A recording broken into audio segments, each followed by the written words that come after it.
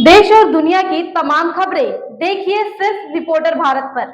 दिल्ली नगर निगम जो एमसीडी के अंडर आता है, जिसका काम होता है क्षेत्र की गंदगी को दूर करना, साथ ही आम जनता को उन परेशानियों से छुटकारा दिलाना जिस वजह से आम जनता उन्हें अपने क्षेत्र का निगम पार्षद बनाती है। देखा जाए तो जिस समय चुनाव आते हैं उसके प्रचार में, चुनाव कैंपेनिंग में करोड़ों रुपए खर्च किए जाते हैं, लेकिन जब वही बात क्षेत्र में काम कराने की आती है तो पैसा लगाना तो दूर की बात है, पार्षद उन समस्याओं को सुनते भी नहीं है। जी हाँ, निगम पार्षद ये नाम सुनते ही पता लगता है कि अपने निगम की साफ सफाई, सड़कें, इन सब को सुचारू रूप से सही कराना ये निगम में पार्षद का ही काम होता है। लेकिन क्या हमारा निगम यानी हमारा क्षेत्र साफ है? क्या वहाँ की सड़कें बिल्कुल ठीक है? आम जनता को अपने क्षेत्र में जिन परेशानियों का सामना करना पड़ता है, क्या उसकी सुनवाई होती है? इन्हीं कुछ अहम मुद्दों पर जब रिपोर्टर भारत की टीम ने सर्वे किया तो बहुत से खुलासे सामने आए, जैसे जगह जगह पर गंदगी, टूटी सड़कें, पानी से भरे गड्ढे, कूड़ा, बदबू, बीमारी आदि। लेकिन सवाल ये है कि जब निगम में पार्षद के चुनाव होते हैं तो निगम पार्षद भी बनाया जाता है। उस क्षेत्र में पार्षद होता तो है, लेकिन उसके अंडर एमसीडी में आने वाले जितने भी काम होते हैं, साफ सफाई, सड़कों से लेकर, क्या पार्षद उन सब पर ध्यान देता है? क्या आम जनता को जिन परेशानियों का सामना करना पड़ता है उसका निवारण होता है? इसी सिलसिले में जब हमने आज एडवोकेट हरज्ञान सिंह गहलोत से बात की तो उन्होंने कुछ ऐसी बातें बताई जिसे सुनकर आप भी उनसे सहमत हो जाओगे। जी हाँ, उन्होंने कहा कि अब काम नहीं बल्कि पार्टी के लेबल चलते हैं। साथ ही उनका सुझाव भी है कि निगम पार्षद उसे बनाया जाए जो उस क्षेत्र से हो, वहाँ की परेशानियों से रूबरू हो, ना कि किसी पार्टी का हो। एक लोकल आम आदमी हो जो परेशानियों को सुलझाना चाहे, ना कि जीतने के बाद बस उस सीट का फायदा उठाए। तो चलिए आपको सुनाते हैं और क्या कुछ कहना है इन्हीं सियासी मुद्दों को लेकर एडवोकेट हरज्ञान सिंह गहलोत का। आज हम 75 साल हो गए हमें आज़ाद हुए, और आज भी हम सड़क और नाली की प्रॉब्लम से भी बाहर नहीं उभर के आ पाए हैं। इसका क्या मुख्य कारण रहा है, इसके ऊपर थोड़ी सी चर्चा करने का एक मन है। मैं बताऊं आपको कि हमारे यहाँ जो पॉलिटिकल जो सिस्टम है वो है कि हमारे जो पूरे देश की जो राजनीति होगी, पार्लियामेंट सुप्रीम रहेगा, उसमें पार्लियामेंट के बाद में हर एक स्टेट को अपनी अलग पावर्स दी हुई हैं। वो स्टेट असेंबलीज़ हैं जो कि हमारे कानून व्यवस्था और कानून बनाती हैं। उसके बाद में जो हमारी रोज़मर्रा की जो ज़रूरतें हैं उसके लिए एक हमारी अपनी गवर्नेंस की बात है, गवर्नमेंट बनाने की बात है, लोकल सेल्फ गवर्नेंट, जिसको कि जैसे हम दिल्ली में रहते हैं तो हम इसको कॉरपोरेशन के नाम से जानते हैं, नगर निगम।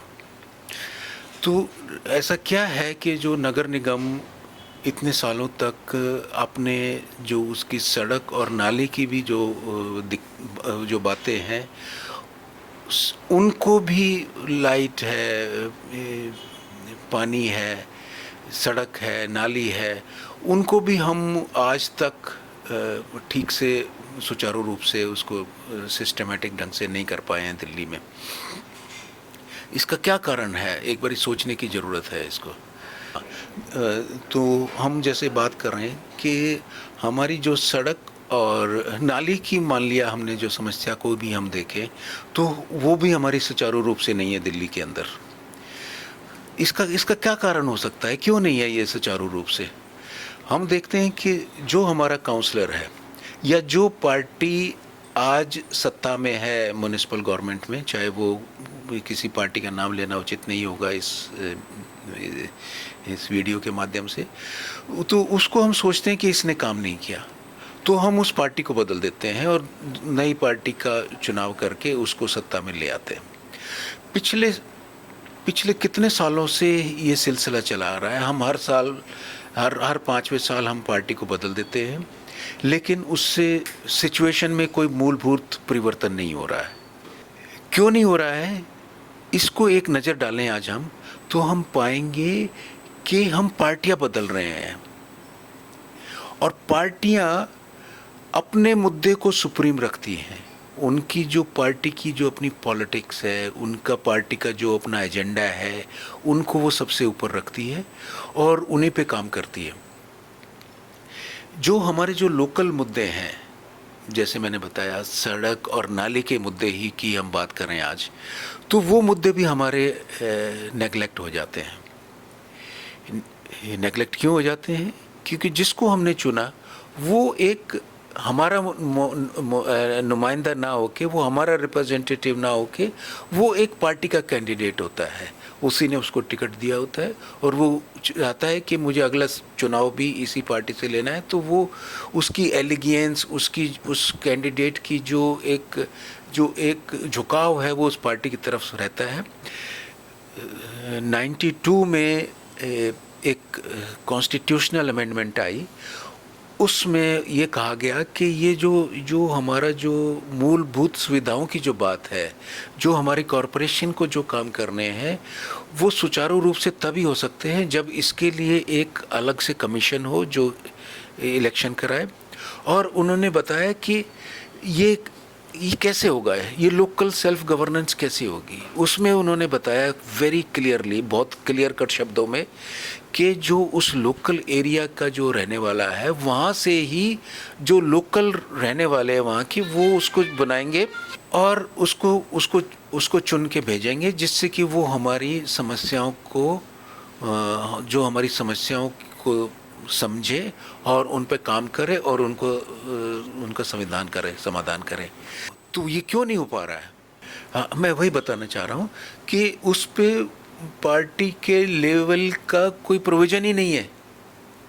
पूरे के पूरे संविधान का जो प्रारूप है वो इस तरीके से बना हुआ है, जैसे मैं बता रहा था अभी, कि वहाँ से लोकल आदमी को ही चुना जाए और जो कि क्षेत्र की समस्याओं को समझता हो और वहाँ के उस क्षेत्र के लोग ही उसे चुने, ना कि वो किसी पार्टी का रिप्रेजेंटेटिव हो और ना ही वोटर्स को उस पार्टी के लीडर्स इन्फ्लुएंस कर सकें।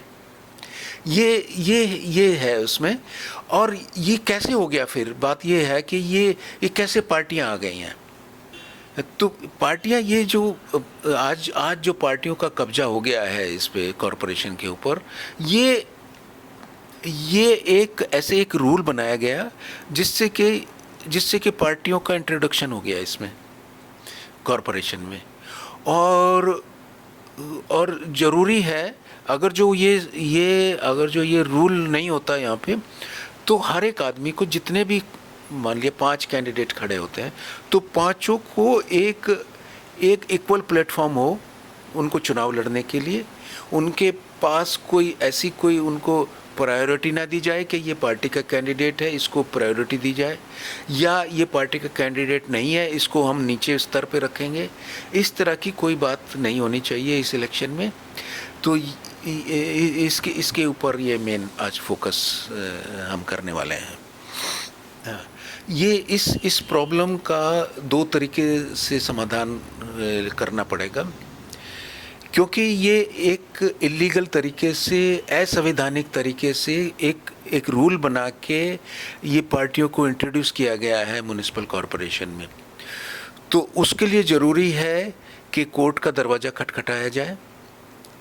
दूसरा, उतना ही महत्वपूर्ण ये है कि लोगों को पता हो कि ये पार्टियां तो पार्टी ही नहीं है इस सारे जंजाल में, इस सारी मुहिम में पार्टियों का तो कोई रोल ही नहीं है।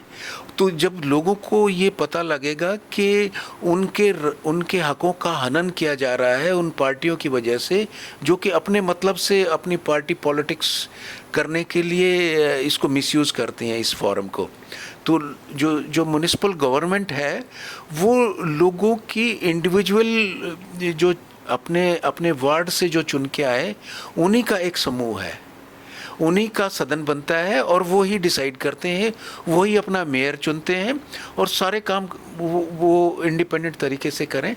उसमें पार्टी का कोई रोल नहीं होना चाहिए। और जो पार्टियों का रोल है ये इलीगल है और असंवैधानिक है। जब हम वोट डालने जाते हैं तो हम देखते हैं कि वहाँ पे जो रिकॉग्नाइज्ड पार्टीज और स्टेट पार्टी उसके सिंबल होते हैं जो कि असंवैधानिक है। आप खुद सोचिए कि अगर जो ये सिंबल ना हो इस म्युनिसिपल कॉरपोरेशन के इलेक्शन में तो क्या स्वरूप होगा। मैं आज इस वीडियो में ये भी बताना चाहता हूँ कि 2016 में जो बैलेट पेपर होता है ईवीएम का कॉरपोरेशन के इलेक्शन में, उसमें जो फ़ोटो लगा था वो मुहिम भी हमने उठाई थी और माननीय हाई कोर्ट ने इसमें आदेश किए थे, नोटिस किए थे स्टेट इलेक्शन कमीशन को, और स्टेट इलेक्शन कमीशन ने बहुत ही प्रॉम्प्टली इसको अडॉप्ट किया और उसके बाद 2016 के बाद फ़ोटो लग रहा है कैंडिडेट का। अब जब कैंडिडेट का फ़ोटो वहाँ पे है, हमें पता है कि ये कौन आदमी है, रमेश है या सुरेश है या जय भगवान है, उसका फ़ोटो साथ में लगा हुआ है। तो कोई अनपढ़ है या पढ़ा लिखा है, हर कोई उस फ़ोटो को देख के अपने कैंडिडेट को पहचान सकता है और अपनी वोट कास्ट कर सकता है। तो इसमें असल में देखा जाए तो ये सिंबल नहीं होना चाहिए और इसकी जगह उसका कोई ऐसी कोई क्वालिटीज़ कोई इंट्रोड्यूस हो सकती है जो कि बैलेट पेपर पे हो। बिल्कुल ये एक बहुत अहम बात है।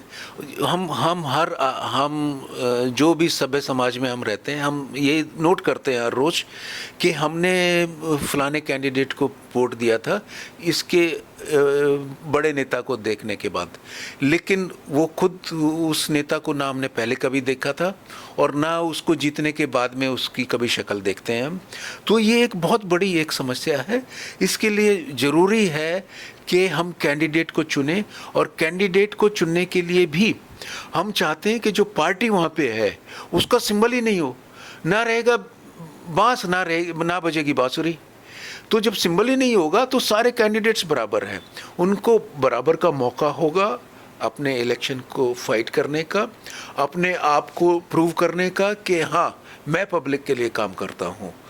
ऐसे लोग आगे आएंगे तो हमारा दिल्ली एक सुंदर दिल्ली की तरफ अग्रसर होगा। अगर आपको हमारी वीडियो पसंद आई हो तो हमारी वीडियो को लाइक करें और कमेंट करें। साथ ही ऐसी खबरें देखने के लिए हमारे चैनल को सब्सक्राइब करें। रिपोर्टर भारत की हर अपडेट जानने के लिए बेल आइकन को दबाना ना भूलें।